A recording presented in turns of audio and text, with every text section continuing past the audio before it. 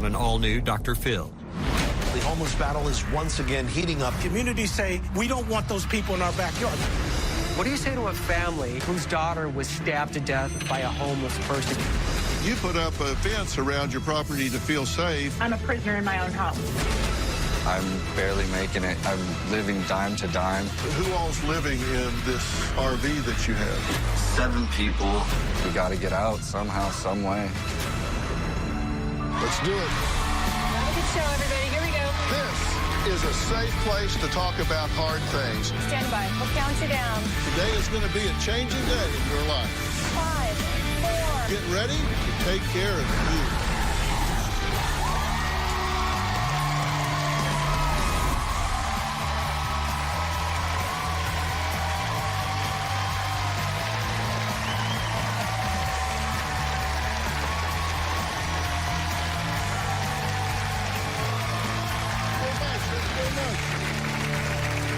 Today, we're continuing our conversation about homelessness in America.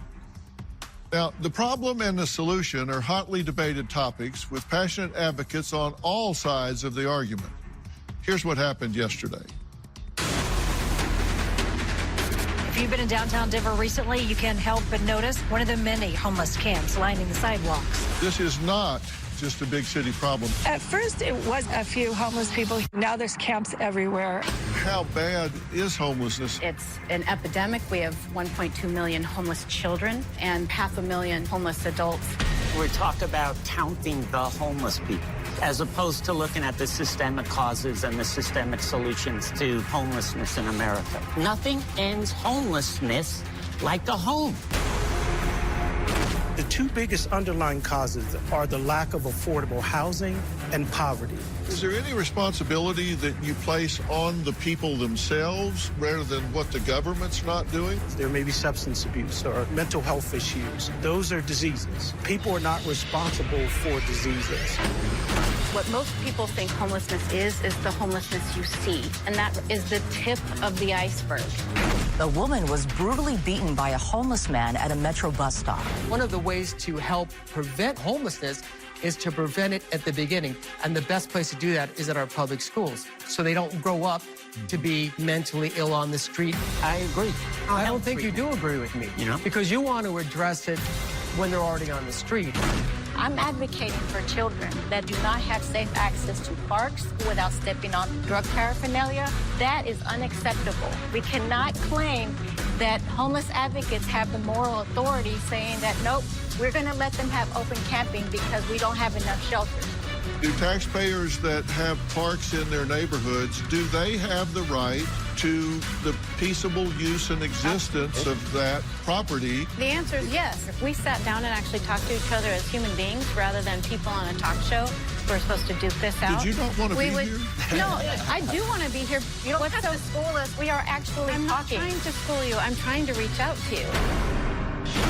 We have to step back and evaluate what is failing. Where you have these encampments, that creates a danger, Dr. Phil, to everybody in the community.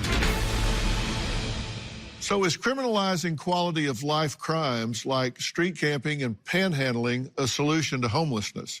It's a debate that has many divided. The first time in years, there are no homeless camps at LA's Echo Park Lake.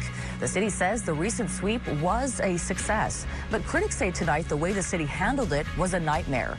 I've never felt unsafe around my unhoused neighbors. I feel very unsafe now with the extreme amount of police presence that's here. It is night number 1 for a new and controversial homeless campsite in the city of Sacramento. This is triage. This is crisis response. It's essentially, this is homeless ER. It looks like a damn concentration camp. They're going to trash it just like they did the other places. People need a place to stay and somewhere that's safe and protected, so I think it's a good thing to have more spaces for people to live. A Texas bill, another step closer to becoming law. This would punish the homeless, requiring them to pay a fine in many cases for simply sleeping outside. The reality is this is completely impractical. The problem is there's just not enough shelter space. So if you're going to make it illegal for them to camp, the same people that sign those things also need to write checks on an alternative.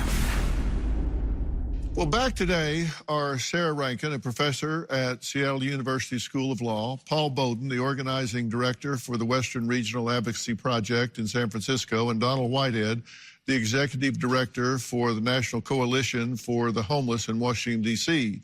Also joining us are Mark Powell, a former San Diego County Board of Education vice president, as well as Cleo Patricic and Matt Makoviak, who are co-founders of Save Austin, now a nonpartisan citizenship group dedicated to protecting the quality of life in Austin, Texas.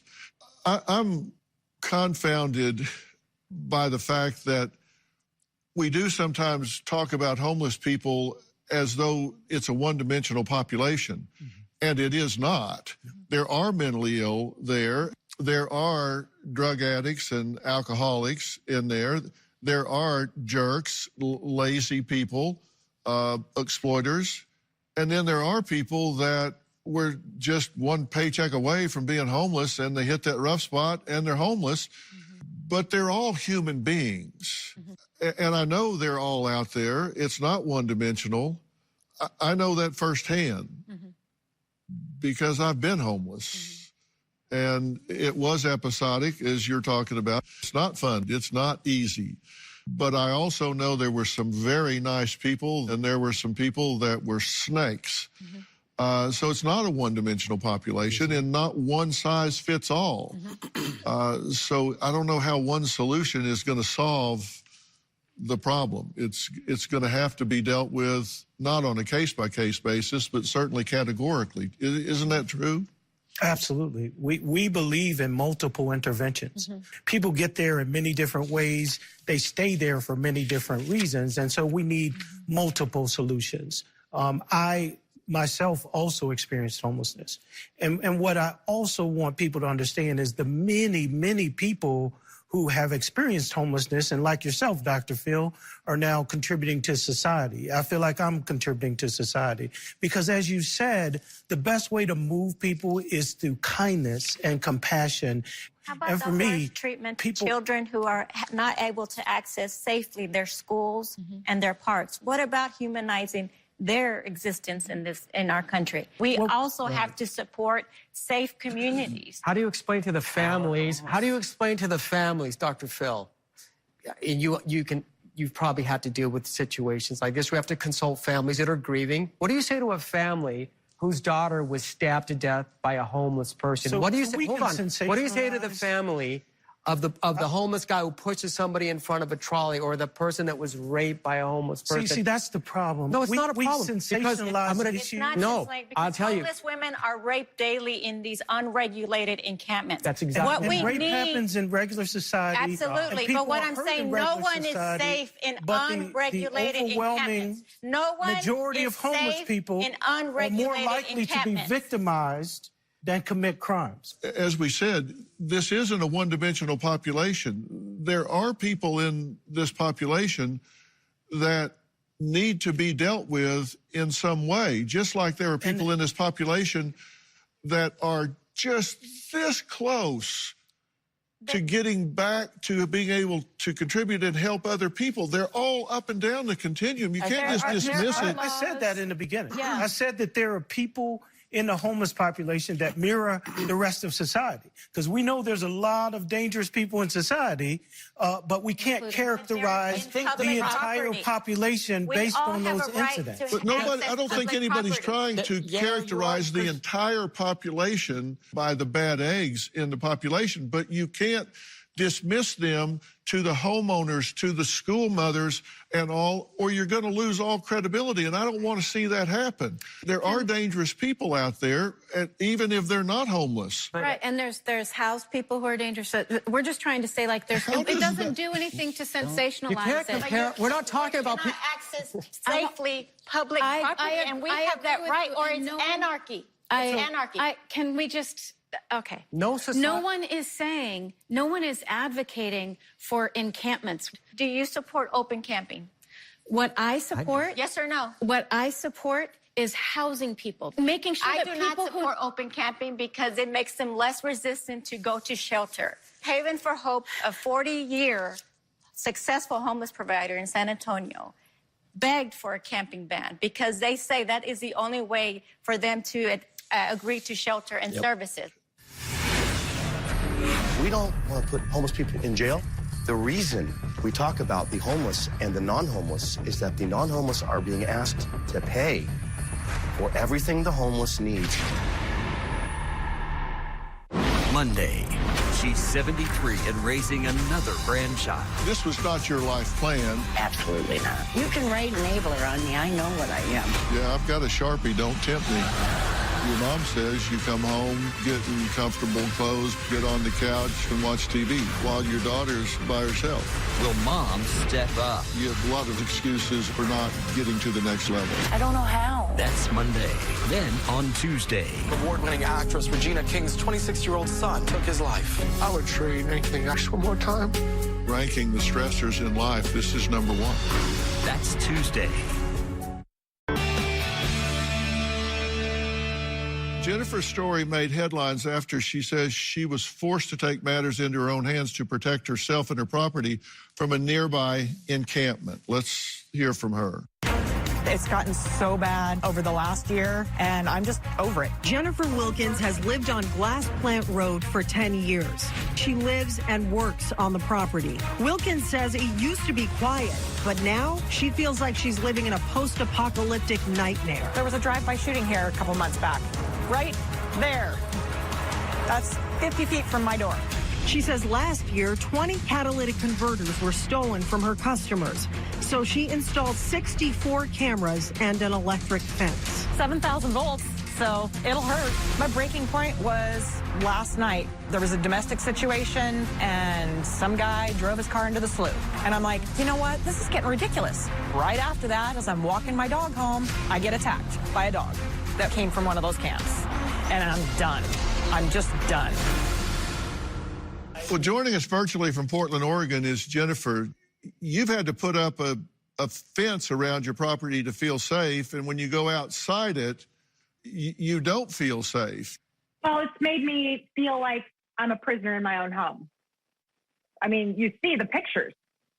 It's unacceptable. It's unacceptable that people are living like that, and it's unacceptable that I have to live afraid to leave my own home. What do you suggest those people do? What do you think should happen with those people?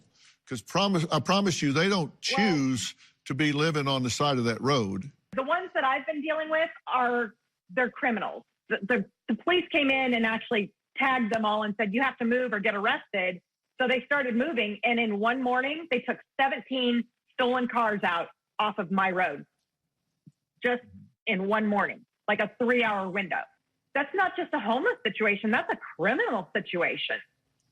Yeah, so it's not about the homeless people necessarily. It's about people that were committing crimes. And those that's people what should we be have. arrested. Those people that are living... not for being Hold on homeless. a second. And if people are committing crimes, deal with the criminal activity. I think most advocates for the homeless population believe in two things: housing first and allowing public camping. And you can shake your head, but that's a simple truth. Because listen, we've studied cities in America, one of which you're from, Seattle. We've studied Portland. We've studied San Francisco, Los Angeles, Chicago, New York, D.C., and yes, Austin, Texas. All 9 of those cities have at one time had a camping ordinance. The problem with a camping ordinance is that it is unsafe, it is unsanitary, and most importantly, it is unregulated. We don't want to put homeless people in jail. What we want is for people to be in safe and sheltered environments as much as possible.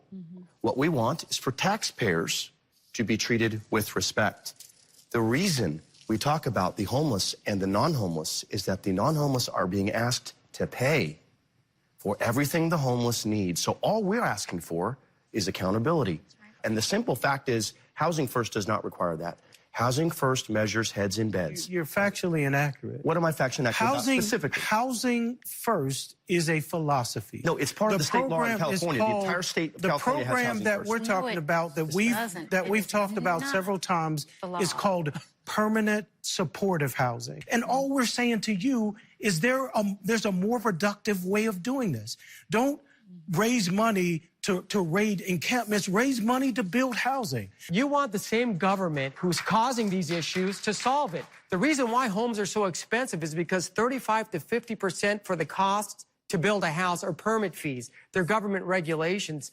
You guys keep looking for government to solve a problem that government's creating. That's why homes are expensive. There's vacant buildings in every community. There's a whole program called Title V that makes federal property to be used for homeless programs. However, what happens is communities fight it. Communities say, we don't want those people in our backyard. We have to take a break. We'll pick up after the break. We'll be right back.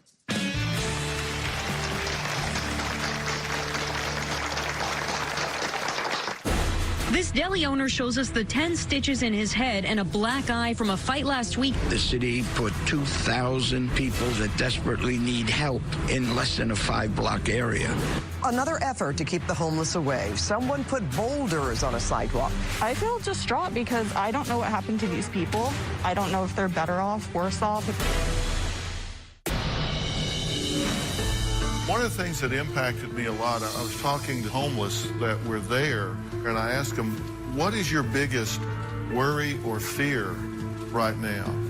And a few of them said, middle-class homeless. They said, what's happened is now there are so many families that were one paycheck away from being homeless that now that paycheck is gone and they are homeless. And they said they seem more organized. They absorb all of the resources at the food bank. They fill up all of the beds in the shelters. And by the time we get there in our normal pattern, there's nothing left. There's no food, there's no shelter. Well, today we're discussing homelessness in America, and one of the things that I don't want to get lost in this debate is that homeless people are human beings. Now, we've had people take an issue back and forth with using the wrong term or what's the right thing. I don't think anybody means any disrespect. I think it's just a matter of what's the right terminology to use. I want to say I'm here to learn. So if I make a mistake in my terminology, it's a mistake. It's not a intended disrespect. So the question that I have for everybody is, do we really know what the answer is? And do we know that we're not doing harm? The idea is not to win an argument, it's to solve a problem. Yep. Mm-hmm. And there's a big difference in how you approach the situation if you're trying to solve a problem instead of just win out an argument. And if you've got a 90% success rate, and that's measured by whether somebody's willing to keep a house you give them, well, yeah. But does that really reflect, are they getting closer to re-entering society or not? And that's not 90%, but it does seem to be moving in the right direction, right? Mm-hmm. There's an institute called the Cicero Institute that has done a study and a meta-analysis of other studies, and they say it appears that permanent supportive housing may in fact not be working, that it seems to perhaps draw people into the system, and that cities have to build 10 PSH beds to remove a single homeless person from the street, because it does draw other people in. That removal of a sole homeless individual from the streets does seem to fade over time, and that Housing First has caused many places to de-emphasize short-term shelters, such as San Francisco, who has fewer shelter beds now because it's declined over the last decade, even though they've built more permanent supportive housing. So where do you put the emphasis? Looking at supportive housing studies, the vast majority of studies that have been done on supportive housing show that it is effective in terms of making sure, especially by one criterion, which is making sure that people don't return to homelessness. Right? So that's where it's enormously effective. In terms of substance use treatment and mental health treatment, people who go into supportive housing pursue those at much higher rates than they do if they don't have housing. And because they're choosing to engage in those services and treatment, the effects of that service, those services and treatment, are far more robust and enduring. I am not anti-homeless. What I am is pro-resident. And yet I was called a Nazi. I was called a homeless hater. My next guest, Mark, is the president of Venice Stakeholders Association in Venice, California. He says that lax laws and social service programs that bring food and blankets to homeless people may be trying to help, but have caused an explosion of homelessness right in his own backyard. Take a look. For months, we've been hearing about a rash of fires in and around homeless encampments here in Venice. Fires happen almost nightly around Venice. There's shootings regularly. People are just sad and frustrated. Some of them starting fires, a lot of them screaming profanities, high and just screaming nonsense right in our backyard. It was terrifying. Well, joining us in the audience is Mark. Mark, thank you for being here. You're saying that these people are trying to help these human beings that are having a difficult time, but it sounds like you think they're enabling them. I don't think. I know they're enabling them. About 8 years ago, we had about 400 homeless people in Venice. The last count, just before the pandemic, it was over 2,000. So what changed during those 8 years? The new council member opened all the bathrooms at night, invited social service groups to come in and give out free food every day, handed out blankets, told the police to stand down on enforcing the curfew and to stop taking down tents. So the end result was that we had an influx from all over the nation. I am not anti-homeless. What I am is pro-resident. When a father brings his 2 young girls out to get in the car to go to school, and there is someone screaming sexual obscenities and saying, I want to you little girl, or fights between people at night at 2 a.m. in the morning, and when the father comes out and asks them politely, would you please be quiet, you're scaring my children, and the response is, you, if you call the police, I'm going to firebomb your house. And I worked with 50 of my neighbors to raise $35,000 to build 55 planter boxes so that we created a situation where no one could put up tents because the planter boxes took their positions. And we reclaimed it for those families there. And yet I was called a Nazi. I was called a homeless hater, when in fact, I'm simply trying to protect those children and those families. So, Donald, what do you think is the solution to a situation where you have a confrontive relationship like he's talking about, where it's not sensationalizing, it's a day-to-day grind? Well, first of all, I would say I'm sorry you and your community had to endure that, but the answer isn't just to move people away. People who are outreach workers, who can gradually get people into services by capturing information. They came out and did that, and that helped to resolve that problem. We need more of that. One of the things from the mental health side that I'm concerned about is self-attribution and the pride of ownership, because I think it's very important. I think we learn about ourselves the way we learn about other people. We learn about other people by watching what they do, and based on that, we attribute certain traits and characteristics to them. Somebody shows up every day early and unlock the office, turn on the lights, mow the yard, whatever. We attribute them as being really buttoned up, go-getter types, and that's what we attribute them. Same thing with ourselves. Our children, as they grow up, they watch themselves master their environment. They walk into school that first day and say, I did that. Went in there by myself, and I laid on my rug and took my nap. I did all of this. That's how we form our self-image and self-esteem and self-worth.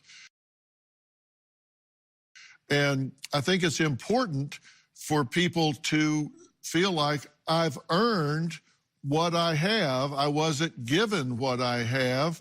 I wasn't treated like a victim. I wasn't treated like I have to be shepherded along. I earned something, and I think that's very important. That's one of the concerns I have with Housing First is what did they do to earn that, what do they do to keep that, which I love having a caseworker that goes by on a regular basis for compliance, for accountability.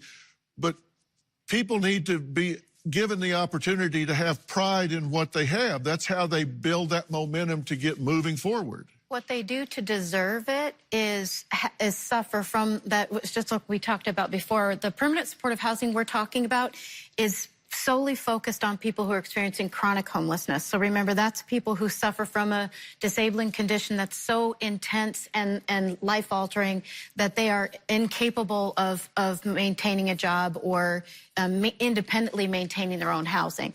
So there's no point in trying to incentivize people who have such a deep chronic disability where that disability needs to be addressed, and really their underlying human needs need to be able to be addressed. We're not demonizing homeless. They're not saints or demons. It's the behavior. We built an app. It really acts like a Yelp for homeless services to put the answers people need in the palm of their hand. Closed captioning provided by... My next guest is Pastor Wayne Walker. He is the CEO and pastor of an organization called Our Calling in Dallas, Texas. He has developed what I think is an amazing app to help people who are homeless, whether it's long-term, short-term, whatever. And joining us virtually is Pastor Wayne. Thanks for having me on. Really appreciate the lively discussion you guys are having. Yeah, you say that from there. No, I do too. I think we've had a great discussion here. Wayne, tell us about Our Calling. Our Calling is a discipleship ministry for the homeless community. A bunch of churches kind of got together and we worked together on two questions. One is we work spiritually with folks and really want them to connect to the Lord. But secondarily, it's how do we help them get off the streets? And we get a lot of people off the streets. We specifically work with those unsheltered individuals, the ones you're talking about in those encampments, people that are living in their cars, people that can't get into shelters because there's not enough room. We have street outreach teams out every single day. And when we have this giant facility, we have hundreds of people come in every day to work with all those service providers you guys are mentioning, from mental health care to physical health, really trying to connect them with long-term strategies to end their homelessness. Well, Robin and I live in Dallas, and we have learned about this amazing app that you've developed, and it is a great way to connect. And tell us about what it does and how it works. So in all the discussions you guys are having about services and who needs what, and those people that you just became homeless, or those who want to get out of it, or those who recently got into housing and need access to services, there's a big disconnect where people can't find them. So we built an app. It really acts like a Yelp for homeless services. It's got over 100,000 agencies listed across the country to really help people find the services that they need. Now it's got this nationwide database of service providers all over the U.S., and it creates a solution-oriented approach. So before COVID, the app was delivering about 4,000 referrals a week. Now it delivers about 65,000 referrals a day across the country, and it's a great way for all these pieces to come together to put the answers people need in the palm of their hand. Congratulations on that. That is a really proactive thing. And I'm going to put a link to Our Calling on our website, because I know this all doesn't happen free. And if people want to make a donation, I'm going to put a button there that they can do that for, to support Our Calling. And Robin and I are going to be the first ones to hit the button. So we'll do what we can to help out. And I look forward to meeting you real soon, Pastor Wayne. Robin and I'd love to meet you when we're in Dallas. So we'll look forward to that very soon. Anytime. Thanks so much. Next, I traveled right outside of L.A. to visit a homeless family, up to 7 people at times, living in a 270-square-foot RV after a medical emergency left them stranded. It's interesting how many people wind up on the street because of a medical emergency. You know, we're in a society of double-income families, and if one gets sick, sometimes that's all it takes for them to fall out and no longer be able to sustain things. You're going to be really interested in this hardworking, nice family. We'll be right back.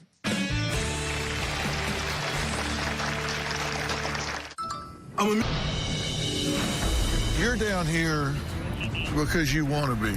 Absolutely. I can't think of another place I want to be other than being here for these people. When I first got here, it was very daunting, but after a while, I became very comfortable. This is home to me. You have rival gangs who come in and work together in harmony to sell drugs to the people here, to keep them on an endless spiral of addiction and make the hard work of the service providers that much more challenging. The biggest thing I want to show these folks is love from a place that a lot of them have been taught not to expect it, and that's from a law enforcement officer. So I show them unconditional love. I want them to feel as if I'm treating them like someone from the Palisades, even though it's in Skid Row. When I started Dr. Phil 20 years ago, I made a promise to shine a bright light on important social issues. Today, we're talking about homelessness in America, and I'm here to learn. This is a human tragedy, and I wanted to put a human face on this crisis, so Robin and I traveled to a homeless community outside of L.A., where I spoke with Ryan and his wife, Nikita, for a very raw and real conversation about the circumstances that left them with no home and really a sense of helplessness. Take a look. I'm up near Santa Clarita, California, at the Cali Lake RV Resort. This is a place that has about 300 homeless people. You'll see looking over my shoulder, a lot of RVs, a lot of trailers.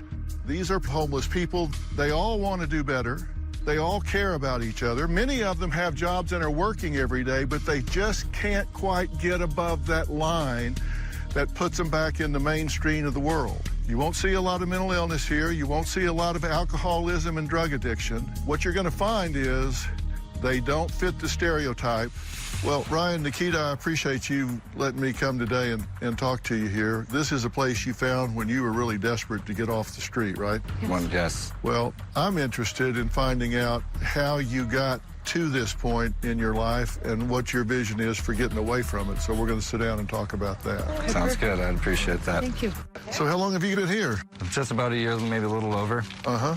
We've been moving around. We started out in our little condo, and we lost that. We were on the side of the street for a little bit, went to a different campground, couldn't stay there because they had time limits.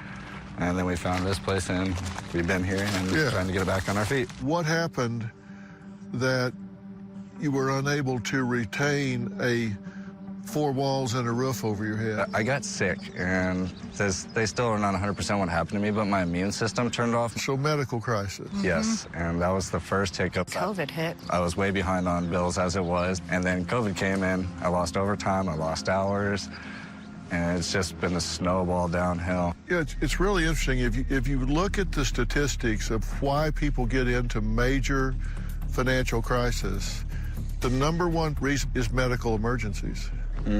I cashed in everything which I had, retirement, stocks, whatever I could, because I wanted my kids to have a roof, my family to have a roof over their heads. There is a stereotype of homeless people, and it is that they're unmotivated, drug addicts, drunks, some mentally ill, and I have to say in all candor, that does describe a portion of homeless people, but you seem to not fall into that category even a little bit.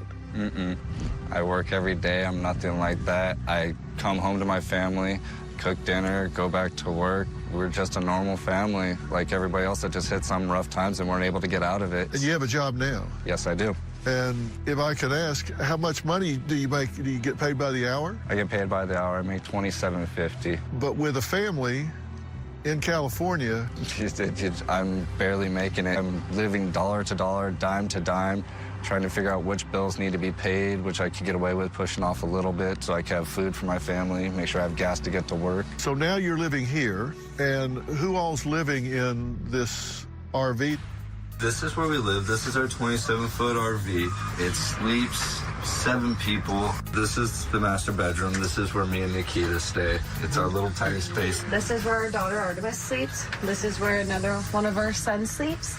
This is where our other daughter sleeps. And then if you follow me back here, this is where my mother-in-law and another one of our sons sleeps. It's made a home for us and our family. What is your biggest barrier to getting into a condo, an apartment, a house, some kind of permanent living arrangement right now? It's the deposit, because you have to save up for your first month and last month rent, which makes it hard. Banks won't take me because they don't see it as a feasible loan. My credit isn't where they want it. When we had the cash before buying the RV, we were trying anywhere and everywhere, and getting even a call back or a response back was just ridiculous. How are you going to get from where you are to being able to have a quality of life that reflects the hard work that you're doing? That's where we're stuck. That's where we're stuck. All I could keep telling myself is just keep working and saving what little bits I can.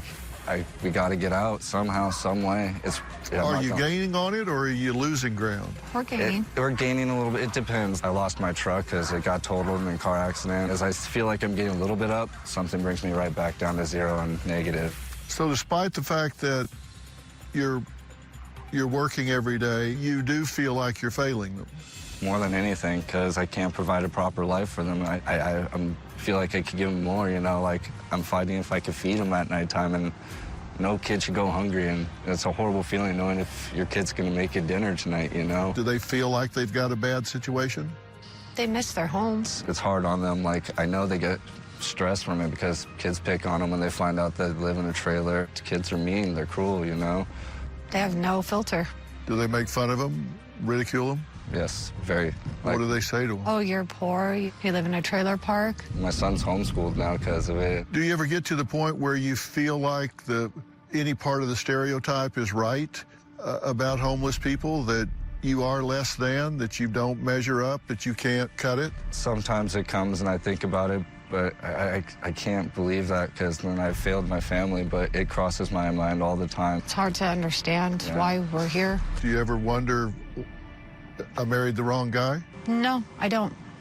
Because I was there before this happened, and I know when I was with him and we were together, we were a team. So we went down together, we get lifted up together.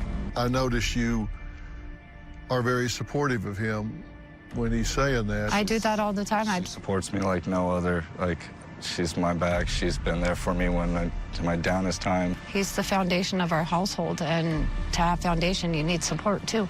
You got to keep your head up and know who you are, and don't let anybody define that for you. And we're trying to bring attention to and work on this, and I am really proud that you trusted enough to sit down and talk to me and tell me your story.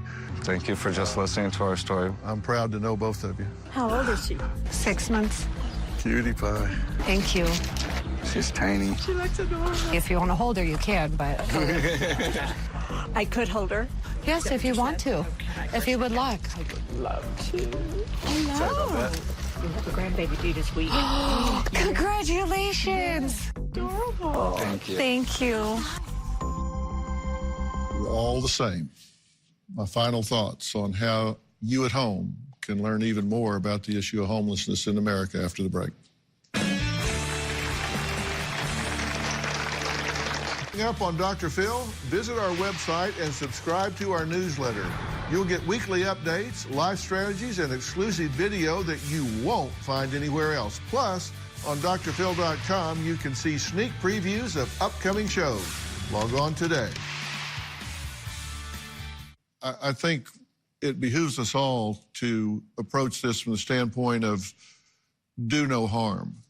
I mean, is what we're doing really, really working? And the biggest concern I have is that we not approach this in a one-size-fits-all manner. I, of course, am particularly sensitized to the mentally ill part of the population, as well as the addicted population, whether it's alcohol or drugs.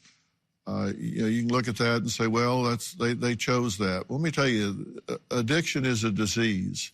It's a serious disease. It can be a fatal disease. It's resistant to treatment. It's subject to relapse. And when it gets a grip, it's really, really difficult to overcome. And these folks that are chronically homeless, these mental illnesses are chronic as well. And oftentimes we're talking about a psychotic disorder where people really have a difficult time organizing their thoughts. They have a difficult time maintaining focus, setting goals.